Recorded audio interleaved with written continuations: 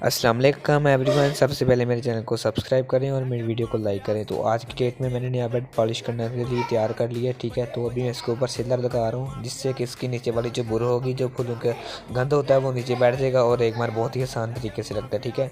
अभी बेड की चमक में थोड़ा सा इजाफा करने के लिए लॉकदाने के अंदर लाल रंग डाल के इसके ऊपर लाख से पॉलिश लगाएंगे।